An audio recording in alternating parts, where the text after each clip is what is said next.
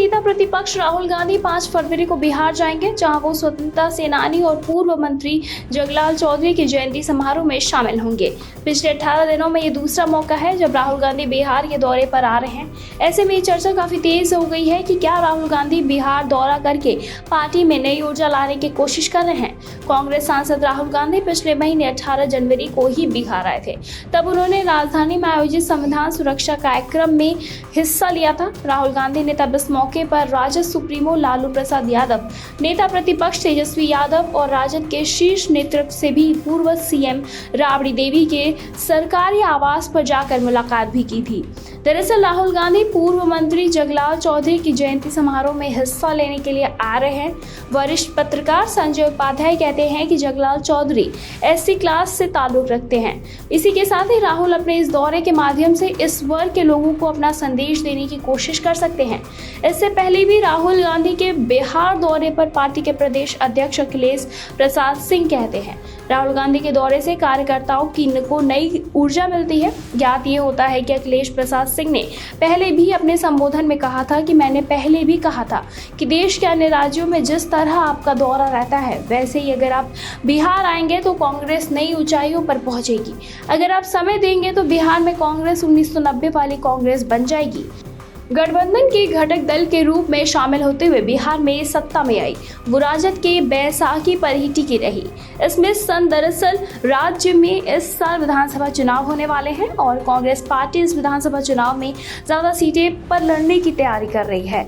इसी के साथ ही 2020 में जब बिहार में विधानसभा चुनाव हुए थे तो कांग्रेस पार्टी ने 70 सीटों पर अपने उम्मीदवार को उतारे थे, जिनमें से उनको 19 सीटों पर जीत हुई।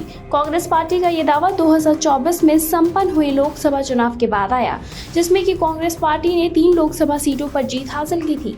कांग्रेस पार्टी 9 लोकसभा सीटों पर अपने उम्मीदवारों को उतारी थी। राहुल गांधी के बिहार दौरे पर पार्टी के प्रदेश अध्यक्ष अखिलेश प्रसाद सिंह कहते हैं, राहुल गांधी के दौरे से कार्यकर्ताओं को नई ऊर्जा मिलती है।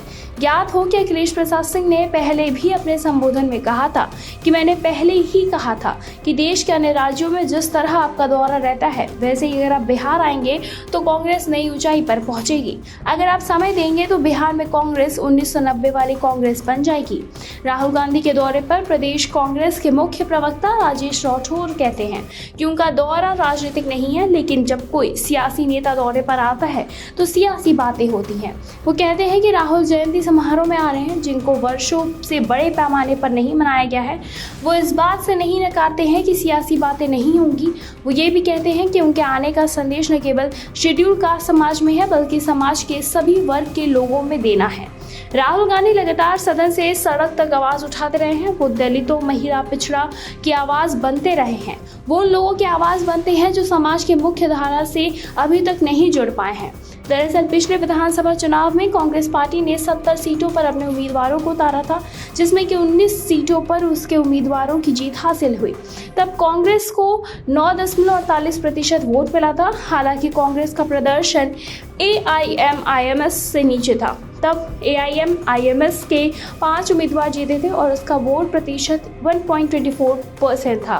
संजय उपाध्याय ये भी कहते हैं कि बिहार राहुल गांधी का दौरा कांग्रेस को पुनर्जीवित करने की कोशिश है। पार्टी के वर्तमान प्रदेश अध्यक्ष अखिलेश प्रसाद सिंह पर यह आरोप लगे रहते हैं कि वो लालू प्रसाद के स्कूल के प्रोडक्ट हैं। वो लालू प्रसाद के एजेंट हैं और कांग्रेस में भेजे गए हैं। पार्टी के भीतर एक और बात चल रही है कि आने वाले विधानसभा चुनाव में अगर लालू प्रसाद कांग्रेस को उसके द्वारा मांगे गए सीटों के अनुरूप सीटें नहीं दे तो पार्टी क्यों नहीं सभी 243 सीटों पर अपने दम पर चुनाव लड़े। लेकिन अभी ये कहना जल्दबाजी होगी। फिलहाल इस पर आपकी क्या कुछ राय, हमें कमेंट सेक्शन में कमेंट करके जरूर बताएं।